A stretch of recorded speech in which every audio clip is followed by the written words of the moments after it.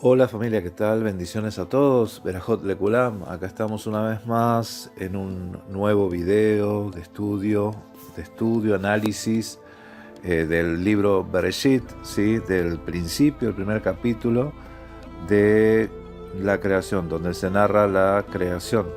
Que como hemos visto en videos anteriores, si no los vio, le invito a que los vea. No es creación a partir de la nada, ¿sí? No es creación a partir de la nada, por cuanto la palabra vará no implica eso. Y eso es algo que ya lo estuvimos viendo y analizando. Y obviamente yo les invito no a que busquen la palabra o la definición en diccionarios, ¿sí? Diccionarios de hebreo-español, sino diccionarios de etimología de la lengua hebrea, donde vamos a indagar más profundo en las raíces de la palabra. Y obviamente hay mucha riqueza en el hebreo en palabra por palabra, sí, y eso no se discute, ¿sí? Lo que sí es cuestionable, las interpretaciones que se hacen a partir de las letras, ¿sí? ¿Por qué?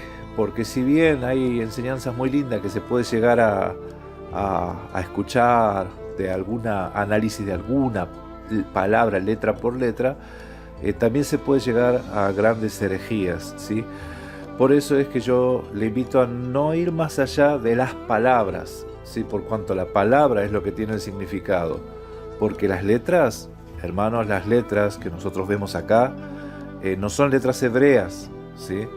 Estas letras que están escritas en negrito no son letras hebreas, son del arameo, son letras babilónicas, ¿sí? Que el pueblo hebreo adoptó cuando estuvo deportado en Babilonia. Y también adoptó unas cuantas cosas, ¿sí?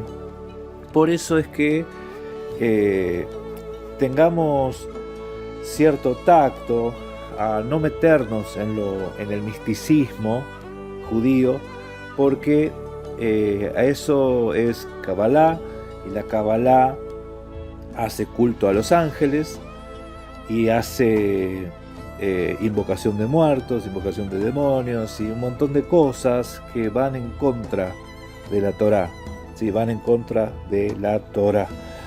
Por eso, hermanos, nosotros estamos analizando el texto, las palabras y el mensaje que se está diciendo. Obviamente, acá vemos una narración y en la narración vemos enseñanza, y de esa enseñanza han tomado los profetas alegorías, ¿sí?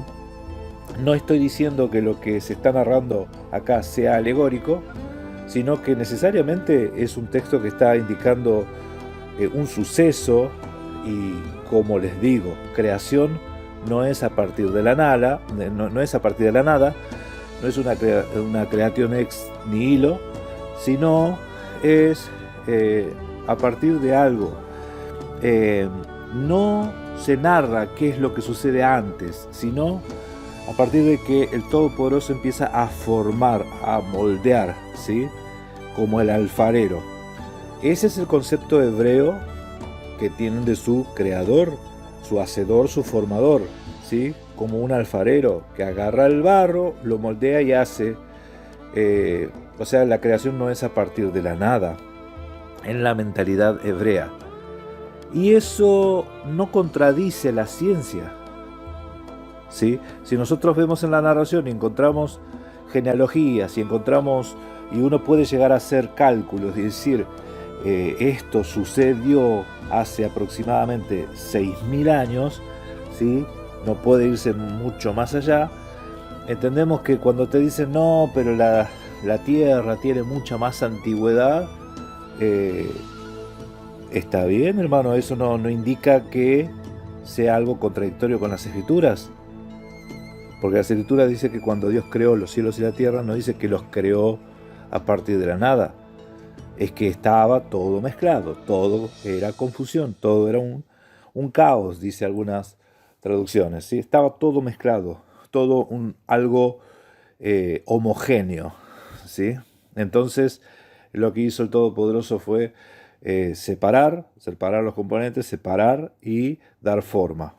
Bien, eso es lo que vemos en las Escrituras. También vemos que hay una vinculación directa de la tierra con el ser humano, porque sabemos más adelante que el ser humano fue tomado de la tierra y fue formado de la tierra, ¿sí? Y antes de que sea formado el ser humano está pasando todo lo que estamos leyendo acá en el Bereshit 1, y en cierta forma esto nos va indicando lo que también sucede con el ser humano, ¿sí? Porque el ser humano, como la tierra, estaba desordenada, vacía, ¿sí? Estaba muerto, estaba sin vida. Y entonces, en primer lugar, aparece la luz que está vinculada con el Evangelio. ¿Por qué? Porque en Bereshit dice que la luz era buena, era buena. Elohim vio el Todopoderoso que la luz era buena, y no por nada al Evangelio se lo llama buena nueva, ¿sí? La buena noticia, la buena palabra. Evangelion, ¿no? Evangelion. Eu es una raíz griega, es una palabrita griega que viene del eurisco, que eurisco es lo que se conoce como el eureka, ¿no? La expresión eureka, lo encontré, lo que tanto buscaba, lo encontré. Eso es la raíz del eurisco, eureka, ¿sí? Evangelion. Y angelion es mensaje, noticia. Entonces, la noticia, la buena palabra, el mensaje es luz, y las escrituras dicen que la palabra es luz, Mashiach es luz, ¿sí? Los apóstoles cuando ya eran apóstoles, o sea, fueron enviados con un mensaje, eran luz, ¿sí? En Isaías dice que la Torá es luz, en el Salmo 119 dice que la Torá es luz. Entonces, esa luz, no por nada está diciendo acá en Bereshit que la luz es buena, ¿sí? Y acá sí usted puede usar alegorías, puede utilizar alegorías para entender cómo funciona la parte evangelística, ese misterio oculto, ¿no? Es que la tierra necesitaba primeramente de la luz. ¿La luz qué hace? La luz separa a la oscuridad, ¿sí? La luz aparece y la luz disipa las tinieblas, y la luz viene a ordenar. La luz hace emerger a la tierra de las aguas, ¿sí? Y ahí en hebreo habíamos visto la palabra mikveh, y ule mikveh, ¿se acuerdan? Y una vez que emerge de las aguas, la palabra viene para darle vida, y empieza a producir hierbas, árbol, fruto. Sí, hierba, árbol, fruto.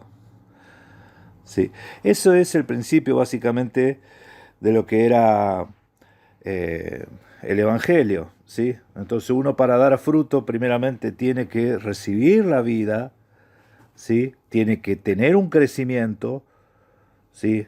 Porque para dar fruto primeramente hay que ser árbol, ¿sí? Semilla, árbol, fruto. Así es como venía el orden. Y habíamos leído el versículo 11, que decía: Vayomer Elohim Tadsheha Aretz Desheesev Mazria Zera et Peri, ¿sí? Entonces, que produzca la tierra hierba y árbol que dé semillas, semilla, árbol, fruto. Venía el orden, ¿no? Primero semilla, primero es semilla, después árbol y después fruto. Es que la palabra en el ser humano, que el ser humano es la tierra, la palabra es semilla, es árbol y es fruto, ¿sí? La palabra es lo que hace que el ser humano produzca. Algunos al 30, otros al 60 y otros al 100 por 1, ¿sí? Amén. Oseperi, y árbol que dé árbol según su género, ¿no? Según su tipo. Leminó ayer Zaru, así, Zaru, en sí mismo, que lleve semilla en sí mismo. Boal Haaretz Baihi Ken, que está sobre la tierra y fue así, tal cual.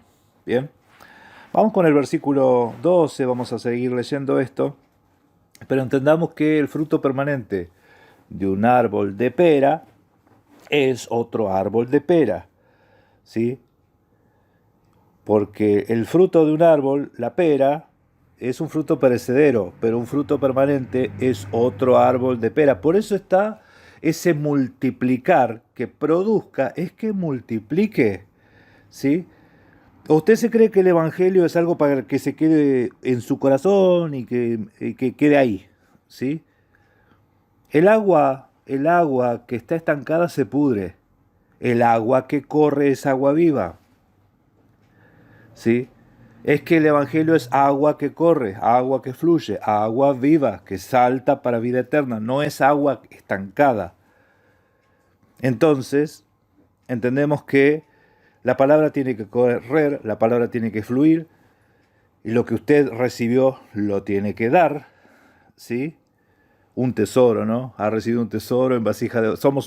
llevamos un tesoro en vasijas de barro, ¿no? Es algo que nadie nos las puede quitar, pero nosotros lo podemos compartir.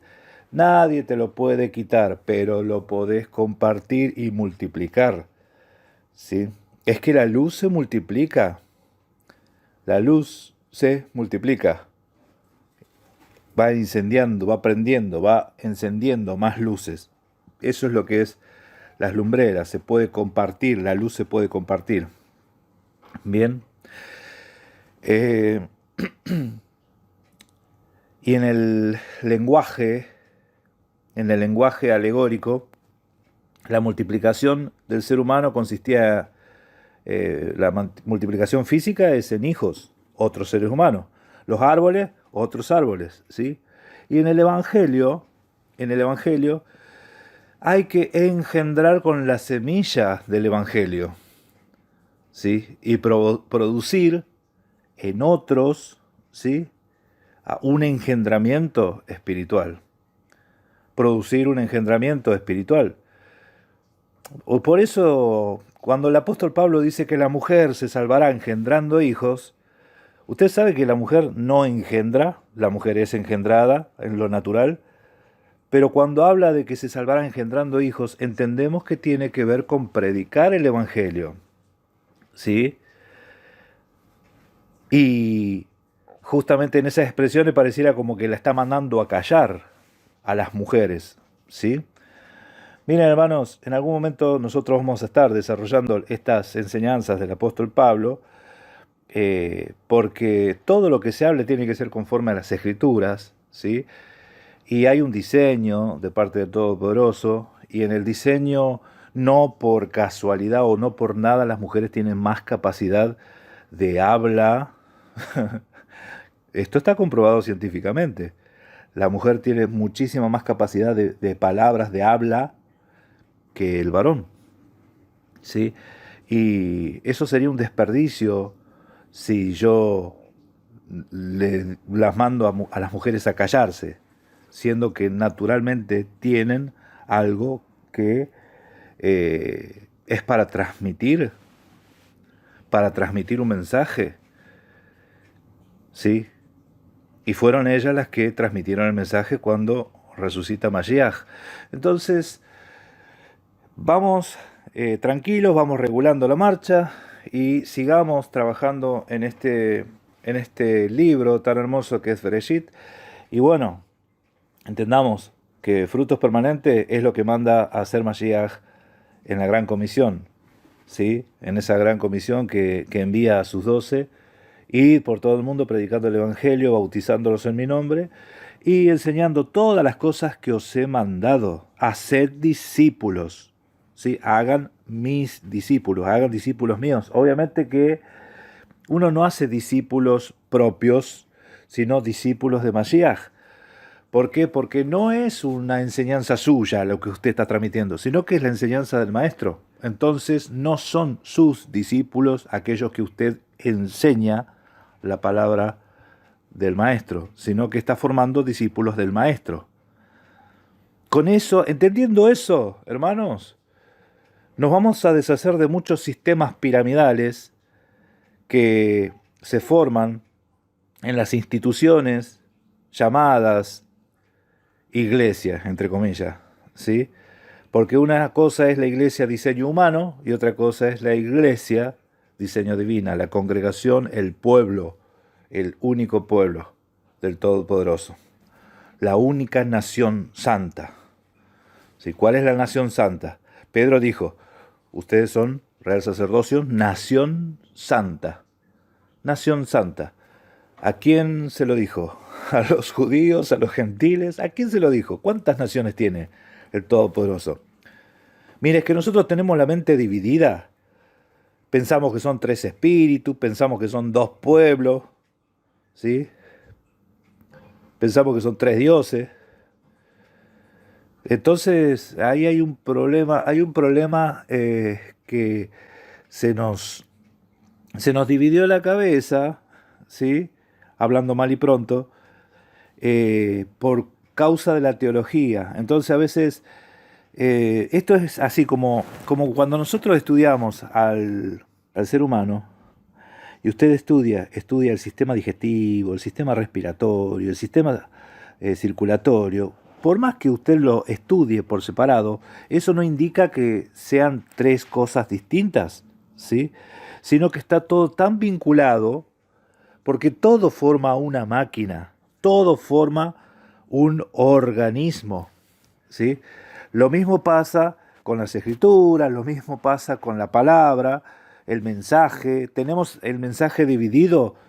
Hemos traído por herencia un mensaje dividido. No, lo del Antiguo Testamento, eso era para los judíos, el Nuevo Testamento es para los cristianos. Entonces, ¿qué hay? ¿2 mensajes? ¿Hay 2 mensajes? ¿Hay 2 pueblos? ¿Dios hace acepción de personas? ¿Sí? ¿O es que no entendimos nada y por haber sido estudiosos, metódicos en el estudio, nos hemos perdido de algunos detalles? Yo creo que tenemos que aprender de nuevo todas las cosas. Tenemos que reaprender nuevamente y redefinir muchas cosas. Hemos aprendido que la gracia es algo inmerecido. Y yo les voy a mostrar en las Escrituras que gracia es solo para los que se la merecen. El apóstol Pablo entendía eso. El apóstol Pablo entendía eso y por eso Pablo decía, nosotros recibimos eso sin haberlo merecido, porque la gracia es para el que se la merece y nosotros la recibimos sin haberla merecido. Y usted va a ver que hay algunos diccionarios que te definen la palabra gracia como regalo inmerecido, cuando gracia es mérito, en honor al mérito, es un favor. Gracia, congraciarse, ¿sí? En algunas acepciones se pone como misericordia, ¿sí? Donativo también. Pero sepa que la palabra gracia, que ya la vamos a ver en Génesis, porque aparece en Génesis 6:8. Génesis 6:8 aparece, la primera vez que aparece en la Biblia, aparece la palabra gracia en Génesis 6:8. Y ya vamos a llegar. Pero yo lo que quiero decirle con esto, la palabra hebrea es gen, la palabra griega es charis, no se contradicen y las dos definen como un favor en honor al mérito. ¿Y por qué nosotros decimos que gracia quiere decir regalo inmerecido? Por las teologías y las malas interpretaciones de las palabras del apóstol Pablo. Así es como estamos, ¿sí?